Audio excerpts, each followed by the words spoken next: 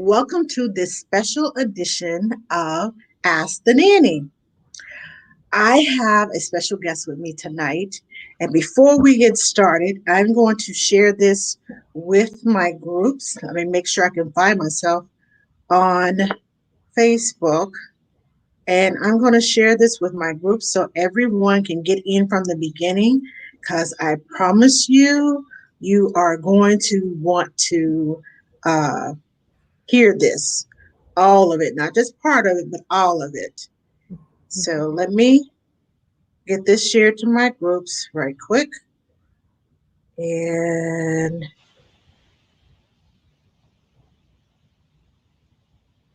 we will get started.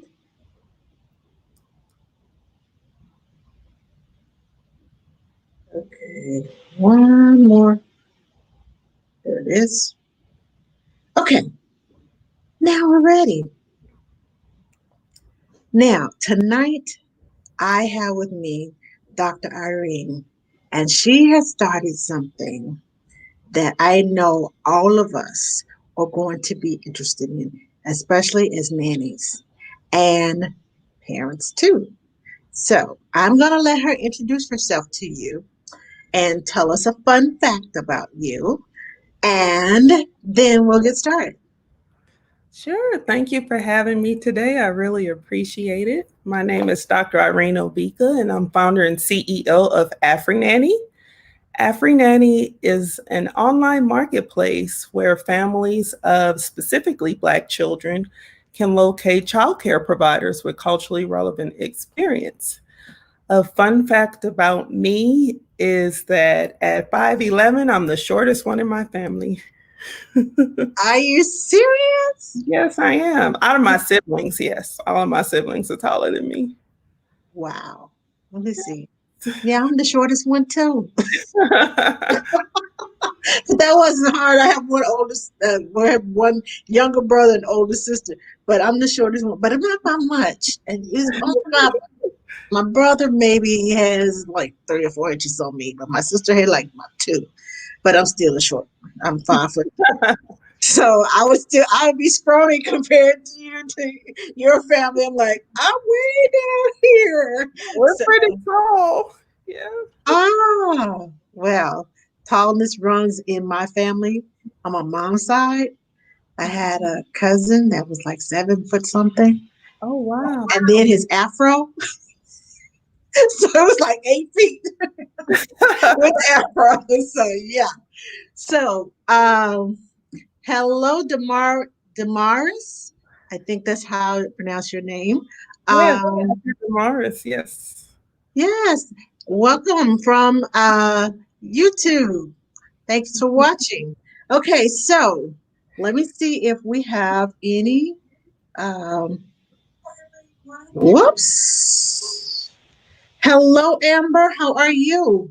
Thanks for watching. Now, I have a question for you. I know you briefly explained it, but what exactly is Afrinanny? Okay, so I'll tell you the backstory behind the birth of Afrinanny. Okay. Last fall, I was living in Dallas, Texas at the time, and I had a husband that traveled for work pretty much every day. So I was left at home to take care of our two young children, as well as balance my professional life. My family, most of my family, they live in New Orleans, Louisiana, where I was raised. And so I didn't have any family that lived close by to help me with my kids. So what I did was go online to the various caregiving sites to see if I can find some help, because that's what most millennials do when they're in trouble and they need help. They go online. And I was sadly disappointed that I couldn't find childcare options that really reflected the traditions, the values, the culture that I was trying to maintain in my children. So instead of getting upset or writing an email, I just decided to create a platform for the community where families of Black children from around the diaspora that represent various cultures in the Black diaspora can find culturally relevant childcare. So we've been working on this for since last year. Things kind of slowed down with COVID, but they're ramping up again, and we're going to launch this fall in Dallas, Texas, officially. Yay! Okay, so you found a need. I love this. You found a need, and you're like, okay, I'm going to solve the problem Yes. because Got that's what problem solvers do. Yes, you have to solve a problem as you get into entrepreneurship and thinking about different ideas. Think about problems that are scalable too, big problems that need some real solutions. Yes. Uh, Chica says wash hands. I'm not sure what that means. She's coming to us from YouTube. Okay, so I have another a parent Uh-huh. contacted me last night Oh, asking me, uh, "Do you know of any um, Nigerian nannies in Dallas?" And I mhm. was like, "No, but I know where you can go and start." Oh, thank you so Immediately, much. I was like, "Afrinannies, yes, she can start there." Hello, life of a fantastic professional nanny. How are you? Hello, Hola. everyone. So I told her, I said, okay, this is where you can start. Okay, check this website out. I said you can sign up. I said, and I can't guarantee you. She said, but she liked the name. She's like, yes. She said, thank you so much. She said, it's a great place to start. I was like, yes, it is. So I get inquiries from all over the place about different. So when she said, "Can I find one from Nigeria?" I was like, "Okay." So I recommended you, and I recommended Amara, who has a nanny school over in Lagos, Nigeria. Oh, So I was like, "Those are only two leads that I can give you." But I'm sure between the two of them, I'm sure you can find something. So mhm.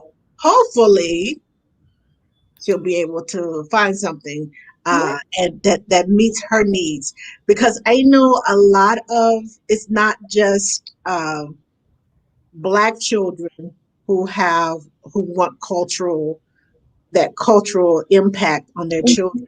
I know a lot of several Indian families Oh, that I know want that cultural, and for you to open up this Afro nanny so that we can have, if someone wants a Spanish nanny, if someone wants an Indian nanny, or whatever culture, because the United States is a melting pot of yeah, it people is. from all over the place, and to find someone that could keep those values and keep those rituals, because everybody has different holiday rituals. They Mhm. have different just everyday rituals. You get up, and some people, they pray several times a day, and if you have the same background, you'll be able to lead the children and be able to honestly, and not just pretend like you know what you're doing, to honestly do what your that culture does every day, and keep those values that are so important to family, because a lot of things are not passed down anymore from generation to generation. Mhm. And it's kind of important. We have a family reunion every 2 years, so Mhm. all of our stuff is passed down to our kids, and we try to get that. And I'm so glad that you have this, so everyone can join and have um, that cultural experience. Now, um, who will the Afro nanny serve? I know it's a cultural base, but is it mostly parents looking for nannies, nannies looking for parents? Is it doulas or NCSs, or is it just mainly for just the nanny community right now? So we're open to nannies, sitters. We even have some retired nurses, some doulas, just anyone who truly has a heart for caregiving and caring for children. we are 100% open for it. And the interesting thing with Afrinanny also is that we've been getting a lot of thank you notes and emails and letters from nannies all around the country that are very excited about what we're doing, because sometimes, unfortunately, on other caregiving sites, they're not given the opportunity to get the jobs that they want. And a lot of them feel like it might be related to maybe the parents not sharing that same cultural experience and wanting someone that reflects how their family looks or their way of life. So I really think that we're opening even more doors for caregivers. Well, that's good. That's good. I like that. Hold on. I have a whole uh okay. Question? So Amber says, this is cool. This is so cool. Way to find a need and start solving the problem. What an inspiration. She also says, Dr. Irene, you are such an inspiration. And oh, hi, Natasha. It's one of my friends. She watches me all the time when I'm Oh, cooking. We have great conversations when I'm cooking. So, but yeah, I like the fact that it is open to not just nannies, because one of the reasons I started Ask the Nanny Sunday Social is because a family can have a doula, they can have a postpartum doula, they can have a newborn care specialist, they can have a lactation educator or IBCLC, they can have the pediatrician, a pediatric chiropractor, all these people coming together, but they're not speaking the same language. yes. And the nanny comes along and there's well, the doctor said do this, well, the midwife said do this, well, the doula said do that, and then and me as a nanny and a newborn care specialist, I'm like,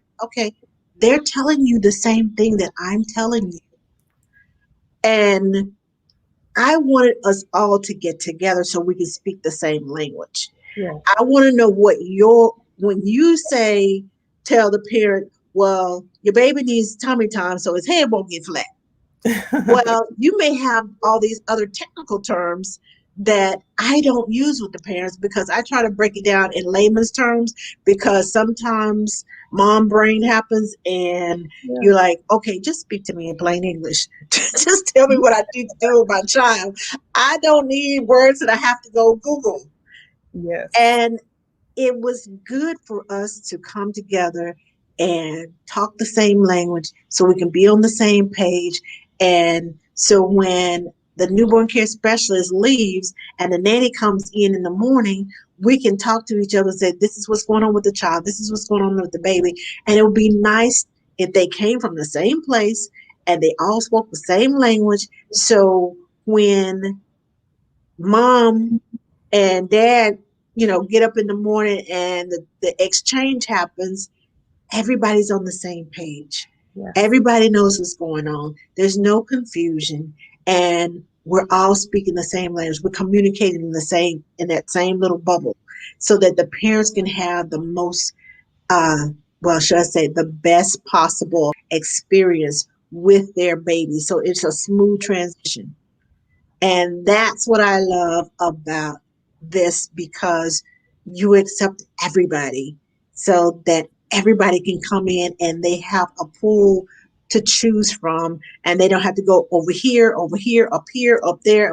They Mhm. can find everything they need in one spot. One stop shop. That's what I want to say. One Yes. stop shop. Yes, we are. And let me tell you a little bit about the vetting process and the onboarding process for a caregiver. So, of course, you would have to be able to do a background check. That's pretty standard in our industry. And you would have to pass our safety assessment exam. With that exam, we just want to see if the caregiver has a basic understanding and knowledge on keeping a child safe from fires, from falls, from choking, things along that line. And we also created a cultural assessment test. And what that does is give parents insight on how a caregiver would respond in certain scenarios that Black children in particularly find themselves in life almost all the time. Being a psychiatric nurse practitioner, I know the implications of a child that is not cared for in a culturally competent type of way, and how that can affect their life outcomes. So we as clinicians thought it was extremely important to have this assessment tool as part of the onboarding process. But don't worry, there's no right or wrong answers for the cultural assessment part, because it's totally based on how you would respond in the situation. But the parents are able to see how you as a caregiver would respond. Okay. So that gives them a better idea as to, oh, this person will be perfect for my family. Yes. Great, great, great. I love that because I know as a newborn care specialist, um, I've talked with a couple of my colleagues, and I said, "Have you all ever taken a psychological test?" And they're like, "Oh yeah, I take them all the time." As a nanny, I've never taken one. Nobody's ever asked me for one. As a newborn care specialist, it's like, okay, let me see where your head is at. Mm-hmm. So I guess what's good for the goose is good for the gander. Yeah. We all need to know where your head is at because this is what I know. Some parents, the little amber beads, uh, some parents it love them. They make me nervous Mm-hmm. because it's like, okay, oh please don't choke, baby, please don't choke, because that's just my fear. Mm-hmm. That's what was instilled within me. Now, what the parent does with their child, I am there to help you with your child regardless. If that's what you want for your child, that's what you want for your child. I'll just have to be up all night making sure that little amber necklace doesn't get snagged on something. But that's I've taken care of 3 or 4 sets of twins who had the little amber necklaces. So I'm not as nervous as when I first saw them. I was like, oh my God, what in the world? Uh, and I went and did research. I promise you, I did Dr. Google. Dr. Cooper. I did a Dr. Google because I always see why are they what is wrong? Why are they Googling everything? But I did a Dr. Google and I had to find out what they were about, what are the risks? Mm-hmm. So I would know for myself what I needed to do, how to handle it, and how to calm my nerves. Mm-hmm. Because yes, it did make me nervous. Now, tell me, you told me about the procedures and orders. Are you partnering with anyone? We are open to various partnerships. We're actually bombarded with requests for partnerships. I'm glad that I'm partnering Yay! with you. We Yay! have some projects coming up. I'm not going to disclose what we're working on, but yes, we are definitely open to partnerships because we really believe it's a community thing. It truly does take a village to create a safe space for our children. Definitely, definitely. And that's why I said with all the the people that a family can have, that Mhm. village of pediatric care. And I'll say pediatric care because it's nanny, it's an NCS, it's the chiropractor, it's the postpartum doula, the doula that was there before that hands off the baby and mama and baby to the postpartum doula, and even if the child needs of physical therapy or Mhm. they are born. I recently worked with a set of twins where one twin squeezed the other twin out, and she ended up having a flat spot on her head because of the way she was laying in the womb for so long. And so now she has to have a helmet. And because of that, there's special precautions that you have to do with the helmet, and you have to check it, and you have to make sure it's not rubbing too tight. And sometimes it takes 2 or 3 times to uh to get that helmet right. So you have to know as a nanny, how do I check this? Is she sweating? If it gets wet, if there's so many different things and instructions that come with this, but you have to be on point and you have to know. And if you don't know, you need to know when you don't know and when to call somebody. Right. Because if even though I'm a lactation educator, if a mom was having problems breastfeeding, there's only so much within my scope that I can do without calling someone. And that's why I love what I do, Mhm. because I try to bring people on to Ask the Nanny to educate us, to tell us, okay, when it gets to this point, you need to call for help. And it helps to have um, to for nannies to be able to look in one spot that says, okay, this person is in here and they're a doula. This person is in here, they're a postpartum doula. This person is in here and they are a lactation specialist, a lactation consultant, an IBCLC. I can call these people. I can contact these people and say, hey, I need your help. There's somebody over here that needs you. Mhm. And mom has told me to find somebody. So I figured if you passed all the tests, then you must be good. So we need you.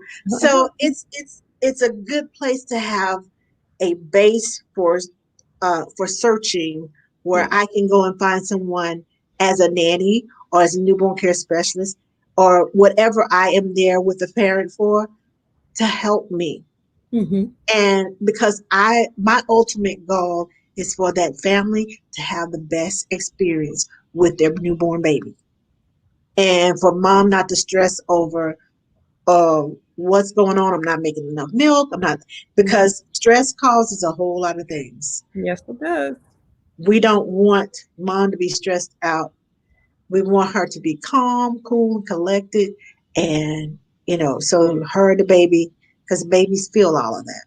Yeah. So when you get to launch, when it gets closer to launching, Mhm. do you have a date in mind? We're hoping late September. Yay! Yeah, this fall definitely. I'm just really wanting to put out a quality product because for too long our families usually aren't thought about as a primary um, consumer base that deserves a certain quality of product.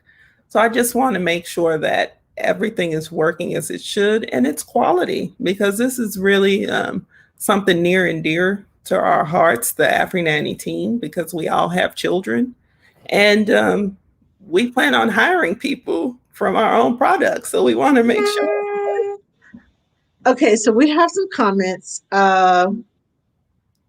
Natasha says hello. She Hi. is doing a watch party.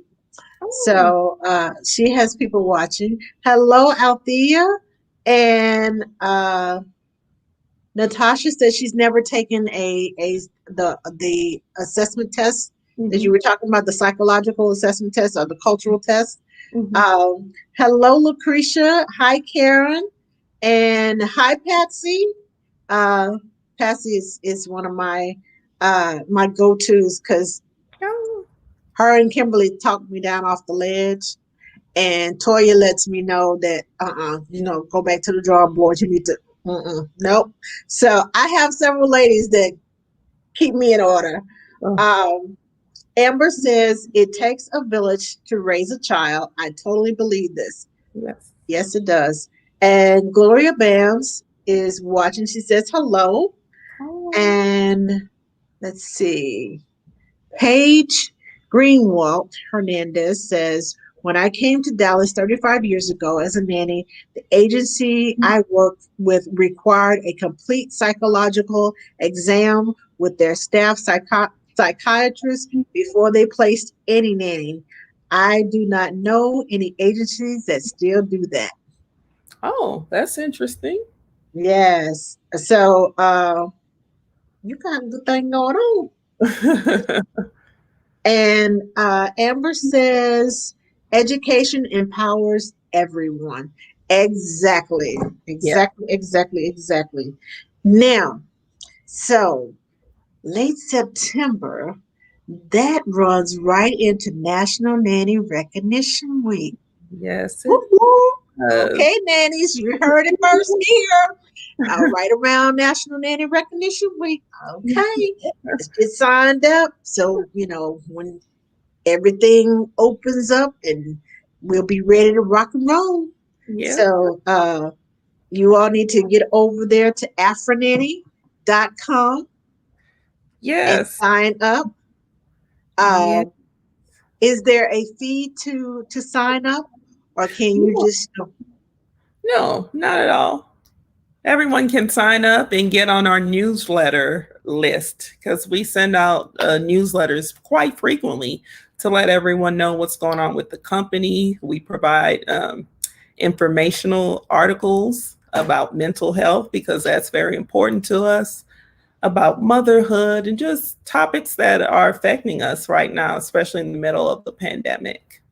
Oh yes, Mhm. I even the best minds can get.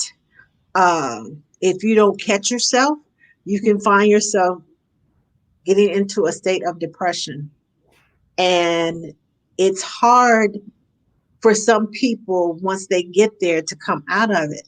I Mhm. didn't realize that I was staying in the house all the time. I mean, the saying, stay at home, stay at home, stay at home, stay at home. So I'm staying at home. Mhm. And I found myself not even wanting to go outside.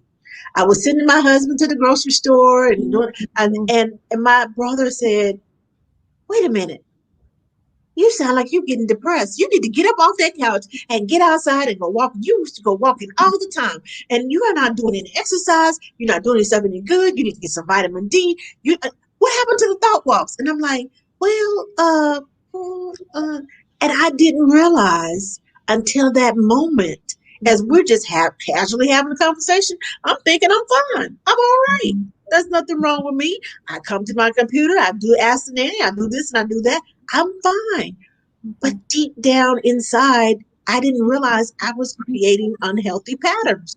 Mm. And I'm just like, now for the last week and a half, I've been going walking every day. I've had new ideas. I've had new thoughts. I've gotten darker. I'm the sun in Texas. But it really has helped me since I started getting out of the house. Now I go to the grocery store. Now I'm very cautious when I get there, Right. with mask, gloves, and all that good stuff. And I wash everything when I come in the house. Shoes come off. Uh, got wipes at the front.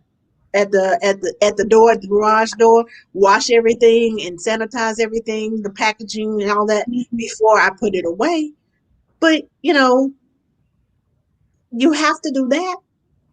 But I didn't realize how I was creating a pattern for myself. And if I kept going down that road, I probably would have never left the house. But once I got out there, now I'm like, what was I thinking? What was I? It just didn't dawn on me. So I consider myself healthy. I consider myself having a healthy brain. But Mhm. even the best of us can get into that psychological thing that's going on and we don't realize it. So Most I definitely. I encourage you, nannies and whoever else is watching, to at least step outside, to, go around the block, get some vitamin D, get some fresh air, get out of the house, uh, open a window at night, let the air cool, let some fresh air into your house and air it out so that, it refreshes your brain and it gives you idea. And when I walk, those happy endorphins Mhm.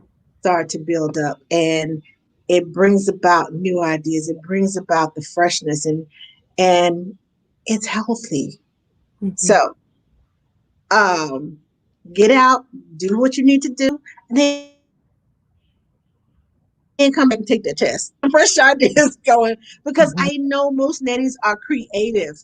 But if you were doing what I was doing, it can kind of, alter your answers. because you think, well, we can't do anything and we can't do this and we can. There's a lot of ways to be creative. Hmm. There's a And lot of ways to be creative, and I found them. I just want to reiterate something you said. It's so important to find that stress relief. For you, it sounds like walking was a part of your original routine pre COVID, and you found Mm-hmm. yourself falling away from that. I'm so Mm-hmm. happy you had that person in your life to get you back to that routine. That is such a great stress relief. Walking, any form of physical activity, that's approved by your provider, of course. But good job, Miss Angela. Good job. Thank you, thank you, thank you. I'm so glad you approved. But yes, it preached to anyone else before I preach to myself. I can't tell you to do something if I'm not doing it myself. And I know I'm telling you all to be careful, be careful, be careful, be careful. But what I didn't, like I said, I didn't realize that I was being careful, but I was carefully and slowly just sliding down the slope and Mhm. didn't realize it. And someone who knew me. So if you need an accountability partner, somebody that knows you and can tell you, you changing, you're not doing the same things, you're not getting out, you're not doing, make sure you have that person. Now is more than ever is important. Yes. And I like the fact that you are bringing um, the Afrinanny to our community, I should say to our community, to everyone. But I like the cultural part because I feel that there was a couple of jobs that culturally we were not a match. Hmm. And if I had known what they wanted and they had known what my beliefs were, we might not have parted the way we did. Now, I pride myself on partying in a professional manner, but it was just some of the things that they did. I'm like, no, I don't think that's gonna be for me. And it just kind of, I don't know, it just rubbed me the wrong way Hmm. because I'm not from their culture, because it's something that I was not used to. But if you, that's why I see this as such um, an important step for all the nanny community is because you get to know culturally if you're a match. Hmm. Right now, we're just taking chances, going to job interviews and saying, okay, are we matching? No, we won't. But if that one little piece, and you know this one little piece, and you know that's not you, you can save yourself time. You can save your family's time by saying, I know this is not for me. I know that this is something that I cannot do. And I will leave this to someone who can. There's always a fit. There's always someone who can do what you can't do. Hmm. Not saying that you are not are inadequate, but you know your limits. Right. And when you know your limits, I try to stick with my limits because I've been there and done that. It didn't take but one time for me to cross over that line. And every day it was a short-term job, but every day after that first 3 weeks, I said, why did you do this to yourself? Why did you take this job? You knew before you went in it. You knew this was gonna happen. What was wrong with you? You got that little inkling. It wasn't like we had it on a piece of paper, but it was just that little inkling that said, trust your instincts. Can you And tell us a little bit more about that? I'm sure people want to know, like, what did you experience that made you uncomfortable? well, I'm very laid back Hmm. and I'm very, they call me the baby whisperer. So, although you probably cannot tell from being here tonight, but I'm very quiet. I talk to the babies, I tell them what I expect. Um, I had an experience with an Indian family, and it was so. Uh, there was mom and dad in the house, and then grandma and grandpa were there. Mom went out, and I was supposed to do the laundry while the kids were asleep, and the grandma and grandpa were there. I get up to go and get the laundry out of the laundry room, and I'm come. My plan was to go get the laundry and come back in the room with the kids and fold the laundry. I come out of the room, and the grandpa says, "No, don't leave us babies." And I'm like, I'm just going to get the laundry. No. And I was like, why are you yelling at me? I didn't do anything wrong. And then when mom comes home, she says, well, why didn't you do the laundry? I said, because your father-in-law told me not to leave the babies while they were sleeping. And I was like, so I didn't leave the babies while they were sleeping. And she looks at me like, are you going to? I said, it's time for me to go. I told you, I work with more than one family. I got to go. I can't stay here and do your laundry. Basically, I'm like, you need to talk to him. Mhm. He once told me that I'm trying to. He's the one that was here in authority when you weren't here, so I didn't leave the babies. I sat there and I was like, okay, the laundry's in the other room. The bottles need to be washed. They're in the other room. Eh, Mhm. So I had to stay in the room with the babies. If I had known this, I would have brought the babies out of the room and let them sleep Right. in the other room. But nope, I couldn't leave the room. So I was just like, and this happened on several occasions where mom and dad left and grandpa, it was his way or the highway. And I was just like, how am I supposed to do my job? Mhm. And I knew when I walked in and grandma answered the door and she gave me this like, and I'm like, okay, Wow. I don't know. Like she wasn't expecting you? It was just like she was sizing me up. Oh, yeah. So I was just like, okay, I don't know about this. And I thought, well, maybe because she didn't speak English, but Okay. she understood it because I said something to the mom and she started talking and they started talking she started talking to the mom in their language and mom said no no no no no no and then she was pointing at me and kept pointing at me and I was like okay so I really would like to know what y'all talking about since you keep pointing at me but then the mom turned to me she said oh she was just concerned about uh, me uh about me leaving and you doing stuff with the babies because I asked him, can I take the babies out for a walk? No, I had to stay in the house with the babies and I couldn't leave them alone in the room. And so that just kind of messed with me Mhm. because how am I supposed to get my job done? And then when they left me a review on care.com, it was like, well, she wasn't much help at all. Well, I couldn't be helped if you leaving him in charge and I can't leave the babies. So I'm telling her, okay, let me get the laundry. Oh, well, it's in the washer. I'm like, okay, well, then it's going to move to the dryer if the baby's asleep because he's not going to let me, and she would go during nap time. And I'm thinking, so what Oh. am I supposed to do? So it was one of those jobs like, okay, I need to get out of here. This is Mhm. not going to work for me. Uh, because it was making me feel inadequate as a nanny. Mhm. It was making me nervous because mom and dad wanted one thing, grandma and grandpa, but you leave grandma and grandpa there in charge.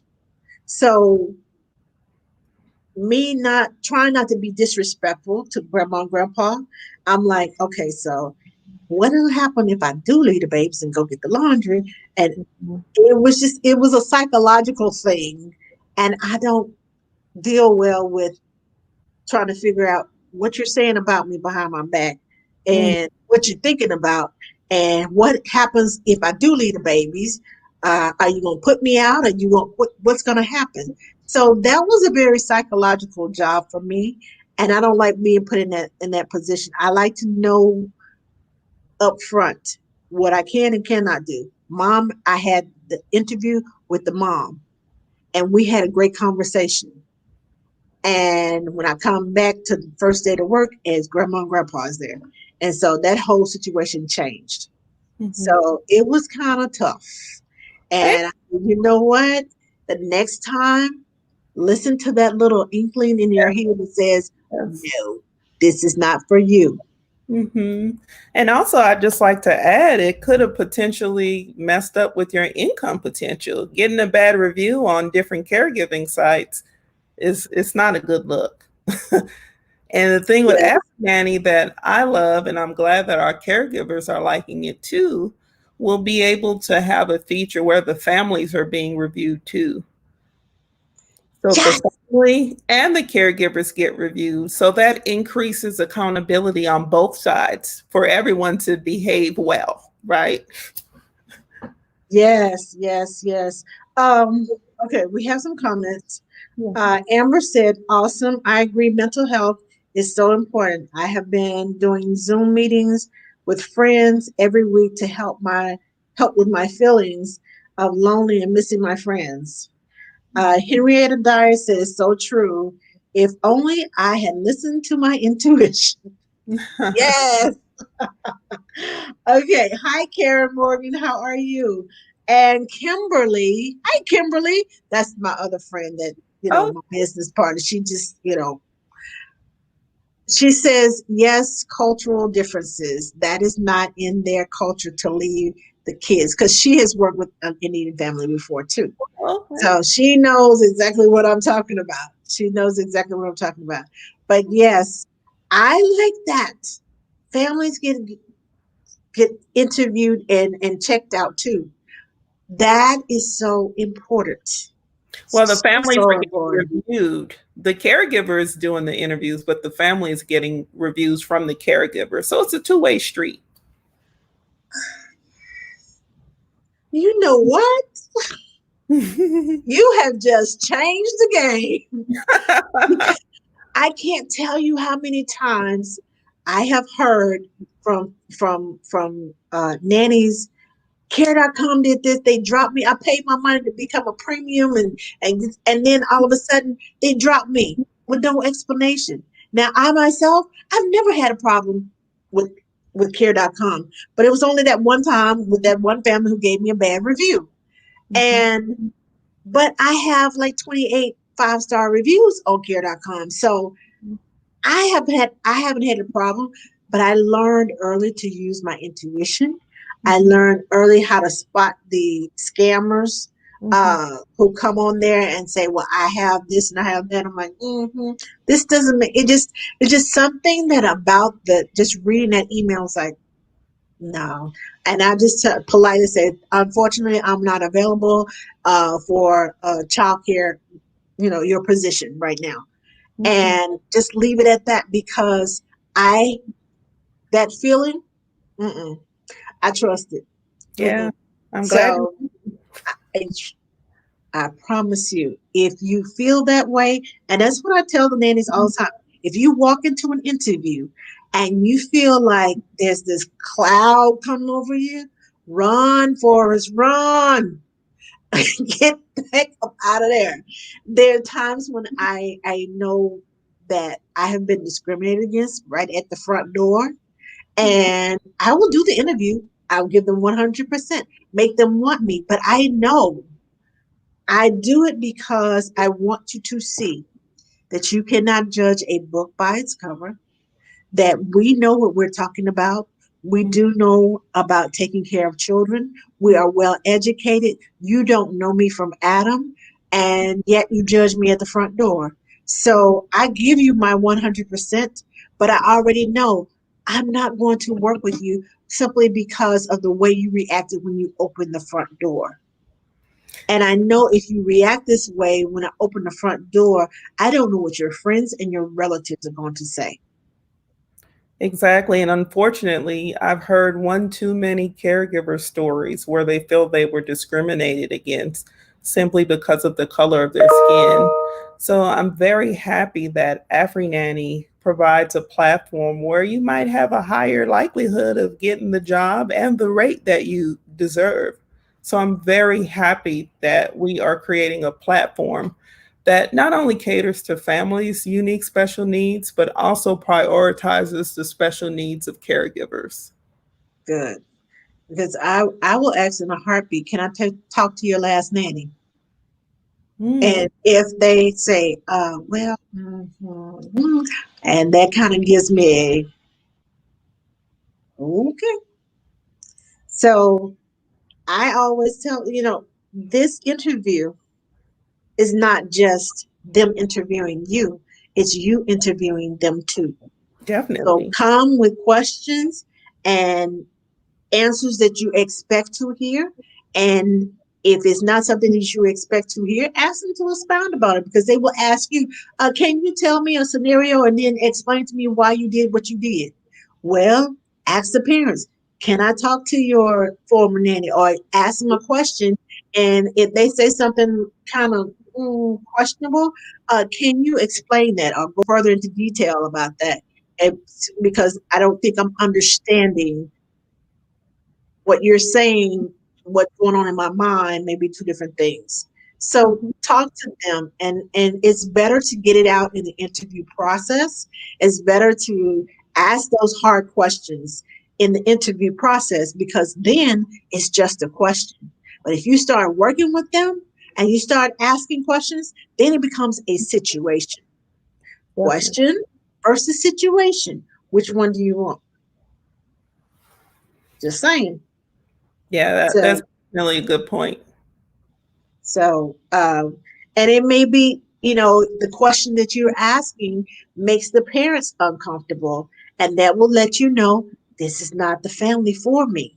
Hmm. If they're uncomfortable with the questions that you're asking, or you're uncomfortable with them getting all up in your business and they don't even know you yet, I'm just saying, these are things that you have to consider. And that's why when I do my interview workshops, I let them know these are questions that you need to ask. They're hard, yes. And don't be so desperate for that job that you just become a yes man. Yes, yes, yes, yes. And then you get on the job and they wear you out. They burn you out. And you're like, is this what I agreed to? I don't remember this happening. I don't remember saying this. I don't remember because you were so desperate for that job, you didn't ask questions and ask for an explanation. You just accepted at face value. So make sure you ask questions. Interview the parents as well as the parents are interviewing you. But I am so excited that Afrinanny exists. Yay! Okay, so nannies, if you're watching this now, or even if you're watching it after the replay, go to afrinanny.com Yeah. and sign up. If you know friends, if you know parents, if you get newborn care specialists and you're getting ready to leave and they ask you, do you know a nanny and you don't know a nanny, tell them go to afrinanny.com and look for a nanny and look for the values that you have. I had a family hire me simply because of my walk of faith. Mm. They asked me, they were the only family that has ever asked me how my faith plays into my work. And when I told them my story and I told them my walk of faith, 2 days later, we hired you. And I asked them, why did you, what was the deciding factor? And they said, your walk of faith. We want that in our children's life. We want someone with that type of faith because I know it's going to reflect in the way you work with our children, the way you handle our children, the way you talk to our children, and the way that uh, we want a faith based person and we want them to be able to instill that in our child. And I believe on Afrinanny's profiles, you'll be able to see what type of faith the family and the caregiver believe in, because we know a lot of families are looking for that faith based child caregiver. See, that's Mhm. what I'm talking about. I know the pain points of a mother and I know the pain points of a caretaker. I'm the ultimate caretaker. I have my doctorate degree in nursing, so I know Hello. pain points. Okay. Um, Lucretia says, oh, hi, Robin. I didn't see her. And hi, Karen. How are you? Lucretia says, I have a very bad experience with an Indian family as well. I am Latina and they didn't respect me. Mm. Wow, I'm sorry to hear. Ooh. And Henrietta says, I left a nanny job once because it was affecting my health, physically and mentally. Again, did not listen to my intuition. I needed the job because it was perfect for my school schedule. They made me feel like the help for real. I Well, am now wiser and can spot potential red flags. And she's got two big eyeballs at the end of that. Miss Angela, can you ask your audience to respond to this question just as a parent? And I know we have a lot of parents listening tonight. What Okay. what kind of things do we do that put an extra burden on our nannies and our sitters and make them want to walk away from a job? Please, let's educate the parents on this one. Okay. Did y'all hear that? What kind of things? Oh, I can give you a list right off the top of my head, but I will let somebody else answer. Okay.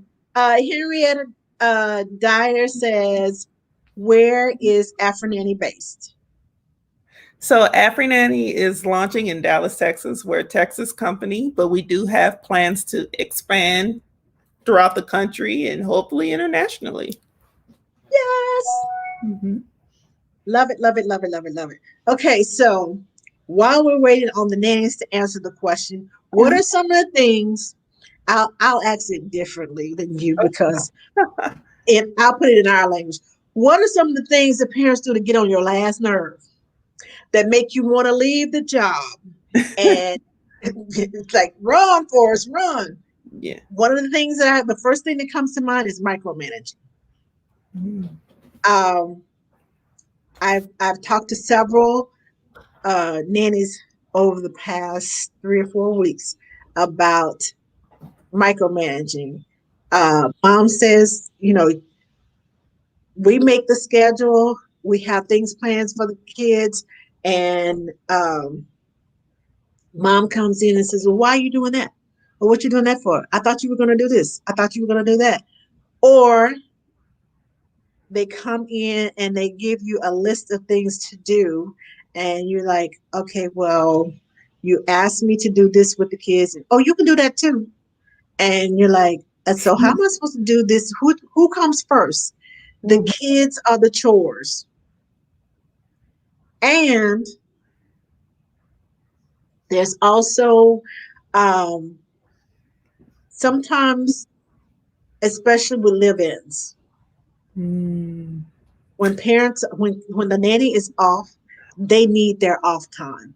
Yes. Not uh, we're running late, and or the nanny's at home and you just come in and you don't say anything, and you come home and then the nanny is already 10, 15 minutes past the time she's off, and she tries to leave. You're like, oh, wait. Did the kids do this? Did you do that for the kids? Did you do this for the kids? And you're like, yeah, all that's done. And you try to walk away again and they suck you back in. It's hard for a nanny, especially when you come home late repeatedly and there's no apology. Oh, I'm sorry I'm late. I'm sorry I infringed upon your time. And to be made to feel like I have to leave in order to have some private time. Mm. We understand little kids don't know because we are there that we're off. Mm-hmm. I still see you. So I'm going to still come to you because I see you. And that's just how kids think. I see you, and I'm going to talk to you, and I want to be with you, and because you make me so happy. And they will come and they will knock on your door. They'll walk into the bathroom and just make themselves at home, and they're just talking to you. And in our brains, we're like, okay, so where's mom and dad? Please come get the kids. I'm trying to get dressed. I'm trying to get ready for bed or whatever it is. I just need some downtime. I'm tired. Mm-hmm. And it's You can't say, go find your mama, go find your daddy. It's my time. I'm off. Don't bother me. You can't say that to a child. Mm-hmm. But you're thinking, okay, so where's mom and dad? Why don't they have the kids? And why are they why are they in this side of the house when this is supposed to be my side of the house? Or why are they in my room when this is supposed to be my room? And when are you going to come and get the kids? And it's 9, 10 o'clock, and the kids are supposed to be in bed, and mom and dad finally come upstairs and say, "Oh, we thought you had put them to bed a long time ago." And you're sitting there like, I was off at 6 o'clock. It is now 9, 10 o'clock. Uh, that means that you're either going to pay me overtime because they have been with me since you walked through the door, Mm-hmm. which most parents don't want to do, or I just work for free. Mm. So that can be irritating and that can become a problem. And that's why I tell nannies, talk to your parents. Yes. Yes. Communication is key. S- Sorry. So it sounds like a boundary No. issue. It's a Yes. boundary issue. Okay. Okay. So let's see. Paige said problem families cause leaving sink full of dishes for me to do on Monday from a dinner party on Friday, having their laundry in the machines on the day they have assigned me uh, to wash the kids' clothes, working from home and being extremely loud during the kids' naps. And to just to touch on that, working from home, having a schedule as to because younger kids, separation anxiety is for real. Mm-hmm. If you're working from home and I see you, I'm going to want you. So mom and dad coming down in the kitchen when they know we're having lunch to get a glass of water and go, hey, how y'all doing? And then stay there and talk for a few minutes and then leave them. Okay, so you're talking about temper tantrum times 10 because in their mind, mom and dad came out of the office, they came home. They're here. I want my mom. I want my dad. It's nap time. So I am extremely tired. I probably haven't eaten all of my lunch, so I'm hungry too. So you got a hungry child, you got a sleepy child, a tired child because we have done things all morning. And I want just to simply, I want my mama. So you got all of that going on with a 2 year old. And those terrible twos become just more than terrible times 10 because then it's left on us to calm the child down, get them to finish eating, get them to calm down, get them to go to take a nap, Mm-hmm. and they're crying themselves to sleep because they want mama or they want daddy, and mom and dad have gone back to work. And then mom and dad expect you to keep them quiet. I have a phone call. I'm trying to talk on the phone. And I'm thinking to myself, why did you come in the kitchen? Mm-hmm. Send me a text message so I can warn me, do something so we can move lunch outside so they won't see you. If you need to come in the kitchen, if you need to come here, it's just easier for you to pretend like it's not going to happen. Have a designated day to come and have lunch with the kids. I'm not saying it's going to be perfect, but have a schedule that we can go by. Send me a text message saying, I need to come in the kitchen. Or if you need a glass of water, I will get you a glass of water, sit it on the stairway, and you can come to the stairway and get your glass of water, and they won't see you. And that way, our day goes a whole lot smoother Mm-hmm. than having bouts of temper tantrums all throughout the day because they saw you.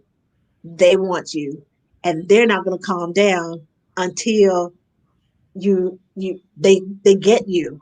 Or you're going to have to come up with all these tricks and tips and bribes and everything else. And I don't think that's what you really want for your child because it just sets a precedence of I have to bribe you to do something. I have to bribe you to act right. I have to bribe you to stop crying. I have to bribe you to go to bed. I have to bribe you to do this. to do an activity, it becomes a game to them. And then they hold it over your head. And it's like, who's training who? Am Mhm. I training you to be a responsible, productive citizen? Or am I training you to cry long enough and loud enough to get what you want? Mm. So it interferes with um, our job, and it makes us resentful because we're thinking, he's going to cry. Why did you come in here when you know he's going to cry? You already know this. If you have a routine of, okay, mommy's going to come and have lunch with us, and then we're going to go to bed. Fine. Come have lunch with them, talk to them, get them ready, and say, okay, we know after we finish eating, we're going to go take a nap, and I'll see you after your nap time.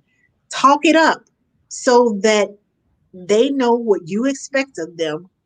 We know what we expect of them, and it makes it easier if you talk them through that transition. It's not going to be the easiest thing in the world, but they will eventually get used to it. If you have a certain time to see them, if you have a certain time to spend time with them, lunchtime or outside time, make that time through. If it's your break, make that time to spend time with the kids. That's their special time they get to spend with you. And the transition after that, okay, we're going to go to the park after mom leaves, whatever, we're going to go to the park. Have a transition after that, after mom and dad leave, so that it's a smoother transition instead of mom saying, okay, well, I'm going back to work now. And nobody has said, okay, we're going to take a nap after mom and dad leaves. Or mom and dad says, I'll see you after. Make sure that you tell kids what to expect, because it sets their minds at ease. Mhm. And if you don't set their mind at ease, it's going to be a battle, because they think, oh, where are you going? You were here you were just here playing with me. What do you mean you're going to leave? Establish a point, talk to them and say, oh, daddy has 15 minutes, we're going to set the timer, and then I have to go back to work, and then you're going to go and spend some time with Miss Angela, and she has something special she's going to do with you. And that makes the transition. And then if you put the timer on, it puts the responsibility on the timer, not on mom and dad, not on the nanny. It's the timer that went off. So they come to expect, okay, that's the end of my time. This is a transition. Let's move on with our day, instead of a falling out every day and all throughout the day. Let me see if I have some more. Oh, Kimberly said, oh, wait, what, ooh, we got some more. Hold up. Let me back up. Hi, Anastasia. How are you? Harriet says, one is not respecting my knowledge in childcare. I was doing things that did not reflect my studies in child development. A permissive parenting style. Basically, the kids can do whatever with no consequences. Undermining what I say. Example, me. You can have dessert after dinner. Parent. It's okay. He can have a little before. Mm. Lastly, begging for my paycheck too many times. Oh no, that's not good. Yeah. See, a Uh, parent like that on Afrinanny would be exposed for doing stuff like that. That's oh, not right. Felicia says, hold on, let me go back. Felicia says, to answer your question, micromanaging definitely, and not giving the nanny trust to be capable to do the job they were hired to do. Constantly second guessing or shutting down every professional suggestion the nanny recommends or plans. Leaving the dishes piled up in the sink daily, even on weekends. Nanny comes into work every Monday to a messy house, full diaper pail, and leaving everything for the nanny. It's teamwork, Mhm. stepping in each time the child cries and not allowing the nanny the opportunity to handle the situation prolongs the whole situation. Lastly, treating the nanny like a machine as if they can always work and don't have a life. Nanny needs breaks. Definitely. I'm so glad to hear these different perspectives because as a parent, you guys are checking me. I know I'm guilty for doing one or two of those things on the list. Okay, there's more. You open up a can of worms. I hate You asked doing the question, and all nannies have been begging somebody to inform them of. Okay, so Kimberly says, yes, micromanaging or the helicopter mom, adding things to your daily list that is not your job or child related, poor communication, it. assuming that I plan to work while they are on vacation, as in pet sitting because it's a paid vacation. That falls into guaranteed hours. Um, but the pet is not a part of the contract. And I always tell nannies, if the family has pets, you are going to be responsible. You Mhm. can't expect the pet to walk through the house. He has accident, poops on the floor. Okay, so well, we'll just let mom and leave it there for mom and dad to clean up.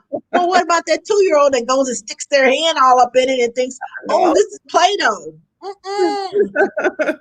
Or the dog that the puppy that chews up something and barfs, spits up everywhere. Yeah, that one. Mm-mm. You can't lay that for no.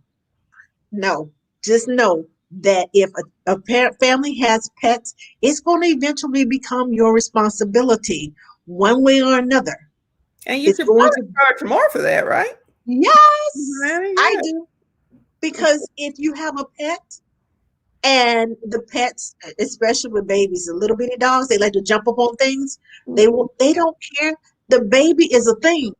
They Mm-hmm. don't care that this is a baby. They will jump up on the baby and they have little claws and they Hmm. leave marks on the babies and the parents are looking at you like, well, why didn't you take the dog down? Why weren't you watching the dog? What the dog was doing? Because I'm not watching the dog, I'm watching your babies. Hmm. So my responsibility is your children, not the dog. Remember, you told me, oh, you don't have to worry about the dog. He'll be just around. He can take care of himself. Yeah. Okay. So just be aware. Uh, let's see. We had another one. Toya says, thanks for this. Share it with my favorite nanny and mom communities. You're welcome, Toya. That's the one. That's my girl. See, all of they are all on here because they know me. That's good. Um, Natasha says, can you put the dishes in the dishwasher and not on top of the dishwasher? Okay. I could do that. I could do that. She says, I have had a pet. I've had that pet accident happen all the time. The family kept getting pets, and I had to care for all of them. The ducks, the chickens were my limit. They never stopped to think who cleans up after the pet accidents. Hmm. Chicken? Yes, Chickens in the house? but well, chickens and ducks. Apparently, she worked in the country on a farm or somewhere. But you know, there, if you work on a ranch, if you go into there is here in Texas, there Yeah, are a lot of ranches. They're huge ranches, but you have to take care of the kids. that's And true. being on the ranch is a part of being. But you got dogs coming through there, cows coming through, whatever is coming through, That's and yeah. So in oh, I got more. Hold on. Toya says it's important for quarterly evaluations to talk about performance and expectations. I have always had open communication with my parents, no matter how difficult the conversation. And that's one thing nannies have to learn is to have the difficult conversations. After I have been on the job for 6 weeks, I always do a trial for mm-hmm. 30 days, at least 30 days, because it takes about 30 days for the cray cray to come out of the nanny and the family. Mm-hmm. So if either one of us going cray cray, we'll know by 30 days. Mm-hmm. That's If true. it's a part time job, it's 6 weeks. because I'm not there every day, and it takes a little longer to, you have a couple of days off where you can hide it and calm yourself down and get it together. It's going to take a little time, but it's going to eventually come out. So these are the things that I think about as a seasoned nanny. Mhm. Now, back in the day, I was like, okay, this is a good family. And like, oh, they seem nice. They seem good. And after I learned to listen to my intuition, before then, I didn't have a lot of problems, but it was just like, hmm. Every once in a while, you get that, like, really? Seriously? You expect me to do this? Mhm. Uh, that's not on the list. That's not my responsibilities. And then sometimes, this is a big one. Mhm. If I volunteer because you are sick or because we know that you're going through a rough time and you're having a hard time at work, if I volunteer to wash the dishes or do something extra or vacuum the floor or whatever, if I volunteer to do something extra, I am not adding that to my list of duties. I Mhm. am doing it out of the kindness of my heart to help the family run smoothly. That does not mean that every day I'm going to come in and do whatever it is I did today. So that does not mean that I'm going to be here doing your laundry when I'm only supposed to do the kids' laundry. That does not mean that I'm going to come in and I'm going to clean the floor because there's pet hair everywhere. Mhm. Uh, that does not mean that I'm going to come in and I'm going to cook dinner or because Friday was your anniversary and I know you all were working hard and you weren't able to get out. So I made a special dinner for you all and bathed the kids and got them to bed, so you can get into bed early so you all can have that candlelight dinner that's left on the stove. That does not mean that I have automatically become the chef. Mhm. So when we volunteer and we go the extra mile, please say thank you and acknowledge it. And don't expect it to be when you come in, well, where's dinner? And we're looking like, huh?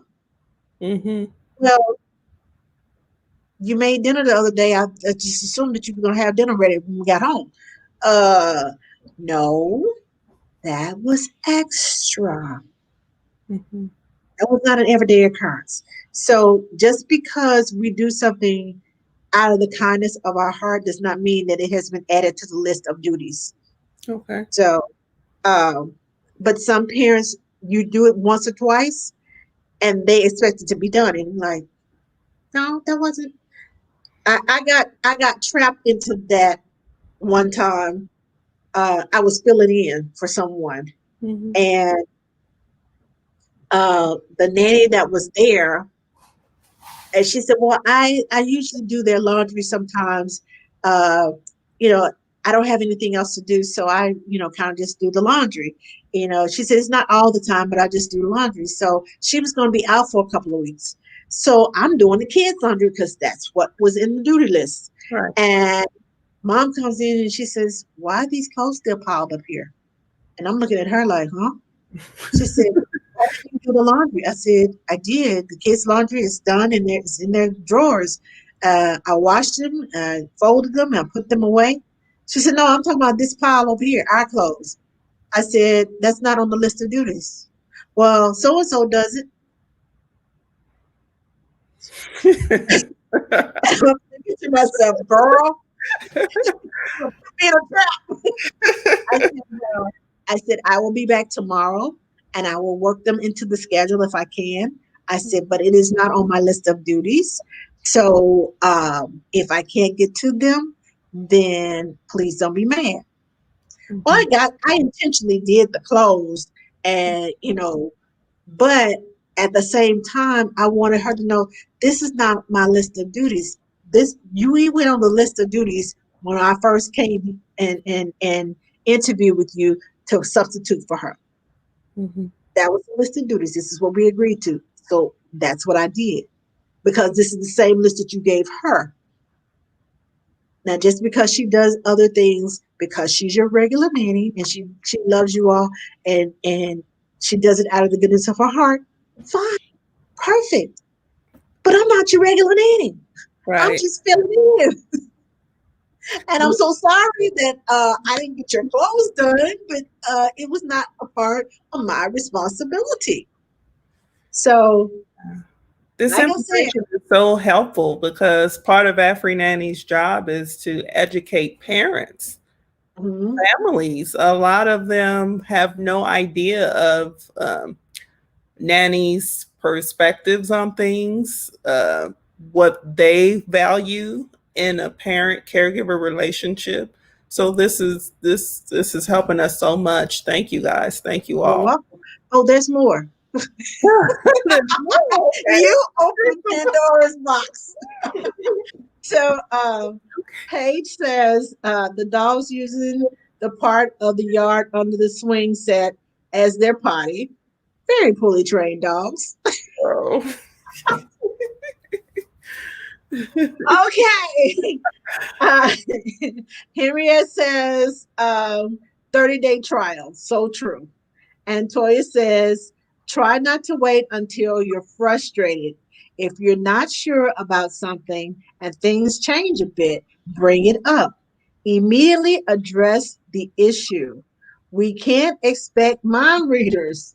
If you're worried about how the conversation is going to go, you've probably been letting simple issues fester for too long. Be open and clear and speak up respectfully and immediately. Hmm, okay. So, thank you all. Thank you, ladies. Yes, this was great information. This is a lot of information because I know a lot of parents were like, "Well, she just quit on us. She took another family." Well, sometimes when we become complacent, Hmm. and I did a show about nannies becoming complacent because nannies become complacent to the point where I can do this in my sleep. Hmm. They ain't gonna say nothing. They okay with it, and then you find yourself let go, and you're like, "Well, what happened?" Because you became too complacent in your job that you let things start slipping. You think I didn't notice when you didn't do this and when you didn't do that, or you did it 2 days after I asked you to do it because I needed it that day, and I asked you 2 days before so I could have it by that day, and you didn't get it done. Then on the flip side of that, parents who you go the extra mile and they're unappreciative. You start doing things to help around the house, and then they don't notice, they don't say anything, they don't say thank you, and so you stop. But the Hmm. minute you stop, they notice that it has stopped, and then they complain because it's not done. And you're thinking, well, that wasn't part of my job description to start out with. I was doing it to make the household run smoother because that's part of what we do. Hmm. But if you want somebody who's just going to strictly stick to what you say do, there are those people out there. There are those type of nannies out there too. But appreciate your nannies, Yeah. um, and families and parents who are watching this. National Nanny Recognition Week is September, I think the 21st through the 25th. It's just like National Teacher Recognition Week. We like to be appreciated with bonuses, with gifts, with we made you breakfast, or special drawings from the kids. Just anything to show your appreciation to us, because we have hard jobs. It's hard Yeah. coming into someone's home. It's easier going into your own classroom because you got control of that classroom. That's your classroom. And you handle those children the way you want to, teach them how they're supposed to be taught. We come into your homes. We see things, intimate things that everybody else does not see. Hmm. We keep our mouths closed, and we keep our eyes straight, and we keep doing what we need to do. Hmm. We have an intimate relationship with your children because, especially if they're little, they want hugs. We are the nurse because we Yeah. got to fix the boo boos, and you cannot run out of elbow band aids. I promise you, you cannot run out of band aids because every little bump, scratch, but I'm telling my 2-year old had 5 band aids one day. Oh. And I promise you, he deliberately bumped his head or did something to get another band aid. I'm sitting here watching him. But We are the nurse, we Yeah. are the psychologist, we are the potty trainer, we are the chief cook and bottle washer because we got to make their meals. We have to hide vegetables so they will eat them. We have to be the sleep trainer. We Mhm. have to be the tantrum tamer. All of these things. We have so many jobs, so many titles just in one name, nanny. Yes. And that's why I appreciate you guys so much because I know how Afrinannies have literally changed my life and my professional life, my mental health. I mean, I don't know what I would do without a caregiver in my children's lives. Thank you. Okay, one last question to you. Yes. Henriette says it's good to address issues, but not all employers are approachable. How do you deal with that? Hmm. So let me restate this so I can understand. How do you deal with an employer that's not approachable? Right. I want to piggyback on what you talked about earlier about asking certain questions up front in the interview. Mhm. So if that interview process is done right and you are trusting your intuition, I don't think you would run into too many bumps in the road. But it's always best practice to be direct and honest. That open communication is valuable. And if things aren't working out, don't be afraid to walk away because the situation will just get worse. Preach. So, Oh, you just said a mouthful. Yes, ma'am. Yes, ma'am. It will get worse. And I have seen it. I've over a 3 day period with one nanny. Well, she said this, and I said this, and she said this, and I said that, and she said this. I said, you all need to come to understanding to listen mhm, to understand instead of listening to reply. There is a huge difference. When you listen to understand, you try to put yourself in the other person's shoes to understand what they're talking about.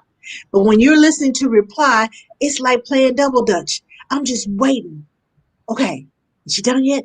All right, come on. mhm, It's getting ready to be my turn. All right, all right. And then all of a sudden you just blah, blah, blah, blah, blah, blah.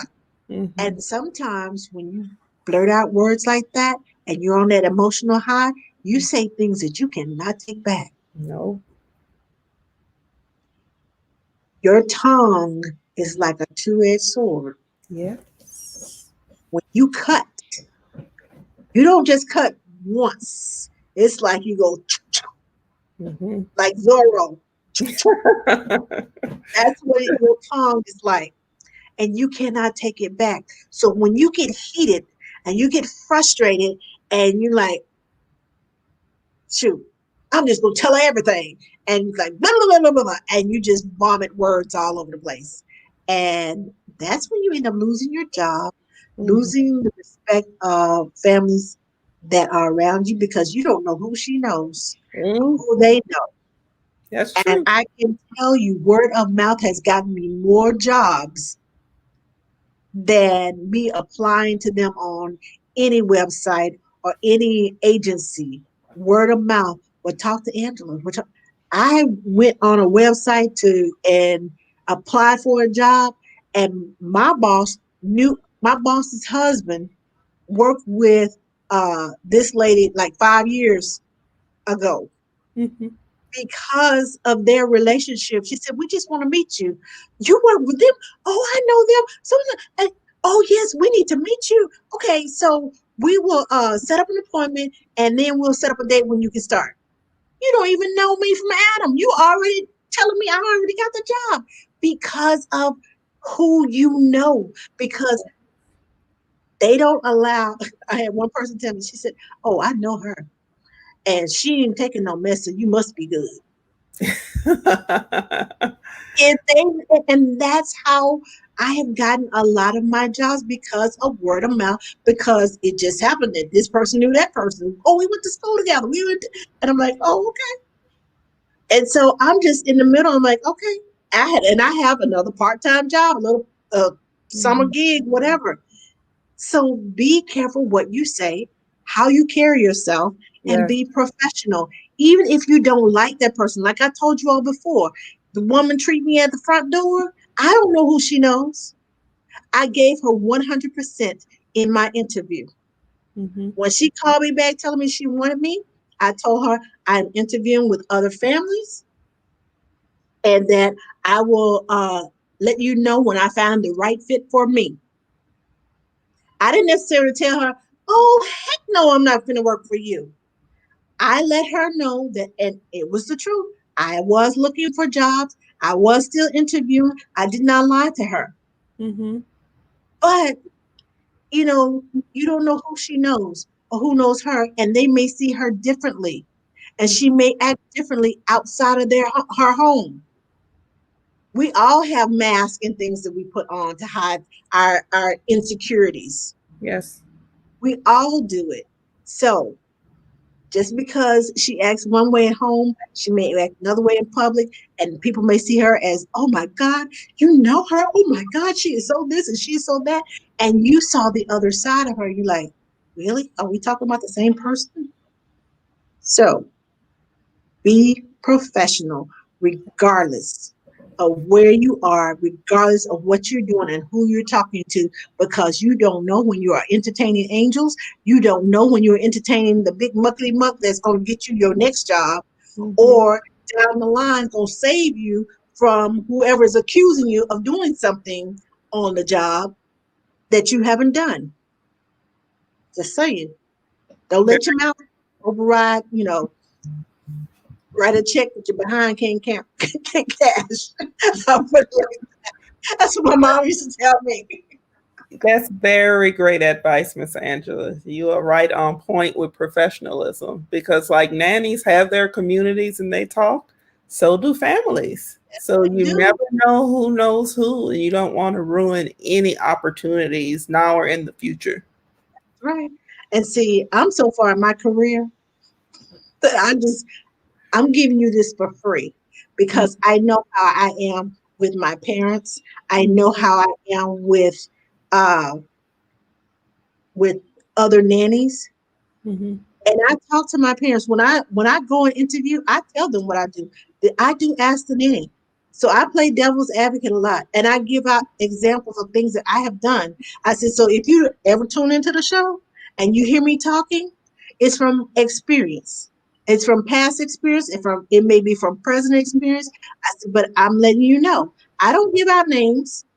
I said, but I do talk about situations because I use my life, use my mistakes, use my experiences to help nannies who are coming up behind me so they won't go and make the same mistakes or go and make a mistake that they cannot get out of. They won't put themselves in situations that they cannot get out of. And on that note, I know you have a family, and I know you have a husband, and mine is in this office, probably looking at me like, This was so such a great conversation. We need a part two, definitely. yes, definitely the part two. So, but thank you so much for joining us. And ladies and gentlemen, and parents, mom boss, dad boss, that's because that's what we call them. We call them mom boss and dad boss, and grand boss when you get to the grandparents. Yeah. So, thank you all for joining us. Please, if you haven't gone to Ask the Nanny, please go to Ask the Nanny, like our page. Please go to Afrinanny on Facebook and like their page. And follow me on YouTube. You can find this. As a matter of fact, it's streaming live right now because I don't know how long Facebook is going to keep this one up. So you can find the replay of this here, or you can find it on YouTube. And while you're there, subscribe. Ask the Nanny. That's my channel, youtube.com/Ask the Nanny. So now I will see you all tomorrow at 1:30 p.m. on my personal page. We are cooking. We're doing recipes galore, and I have a one pot meal. gonna be yummy. Wow. Simple, easy, 20 minutes to prepare. I promise you. That's what I do. I'm trying to get you all uh, from start to finish, trying to get that meal on the table because I know how important it is. And you got a narrow window when those kids are like, I want to eat. Give me something. Yes. So I try to help you all with those one pot wonders or that quick, easy meal, something that's going to take 30 minutes or less to get to the table from start to finish. So join me tomorrow on my personal page at 1:30 p.m. Central Standard Time for Recipes Galore. Thank you, Dr. Irene. Thank And you. yes, we will have to figure out a part two. Yes, we will. Thank you so much. Thank You're you. welcome. You're welcome. Let me make sure I don't have any. Henriette says, thank you. Great conversation. Thank you, Henrietta. So we will see you all. I will see you all tomorrow. And those of you who haven't signed up, Saturday, I have a Reinvent Yourself workshop. If you haven't signed up, please go and sign up. This is going to be part two. The ladies in part one have already gotten started. Y'all don't want to fall behind. I promise you. Reinvent yourself. There, you are more than just a nanny. And don't let COVID stop you from bringing out the best in you. Yes. Okay? So I will see you all on tomorrow All right. again. And I'm gone this time, I promise. All right, guys. Thank you.